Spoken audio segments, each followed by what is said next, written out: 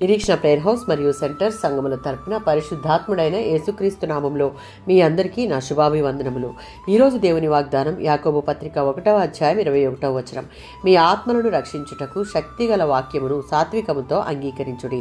క్రైస్తవులు సత్యమను వాక్యం మూలంగా నూతన జన్మ పొంది క్రీస్తుతో తమ నూతన జీవితాన్ని ప్రారంభిస్తారు.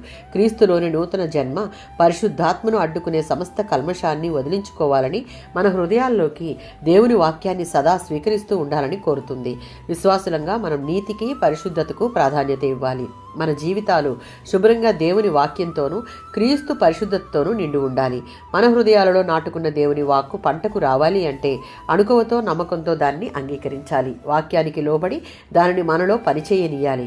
హృదయంలో ఉన్న దేవుని వాక్కుకు మనలను మార్చి మన ఆత్మలను రక్షించేటటువంటి గొప్ప శక్తి ఉంది. హెబ్రీలకు రాసిన పత్రిక 4:2. పాత నిబంధన ప్రజలైన ఇశ్రాయేలు ప్రజలకు వాగ్దాన దేశం మీ ముందు ఉంది, వెళ్ళి స్వాధీనం చేసుకోండి అని శుభవార్త ప్రకటించబడింది. క్రొత్త నిబంధనలో దేవుడు క్రీస్తులో విశ్వాసముంచి రక్షించబడిన వారికి విశ్రాంతిని, పాప విముక్తిని, రక్షణను ఇస్తానని ప్రకటిస్తున్నటువంటి శుభవార్త ఉంది. వీటన్నిటినీ సొంతం చేసుకున్నటకు సత్యమైన దేవుని వాక్యమును దేవుని ఎడల సంపూర్ణ నమ్మకంతో స్వీకరించాలి. ఇశ్రాయేలు ప్రజలు వారుకున్న అపనమ్మకం, అవిధేయత వలన వారు వాగ్దాన దేశాన్ని స్వతంత్రించుకోలేదు. క్రొత్త నిబంధన విశ్వాసులు శుభవార్తను వినడం మాత్రమే సరిపోదు, వినడంలో విశ్వాసాన్ని జోడించాలి. విశ్వాసము విధేయతను పుట్టించాలి.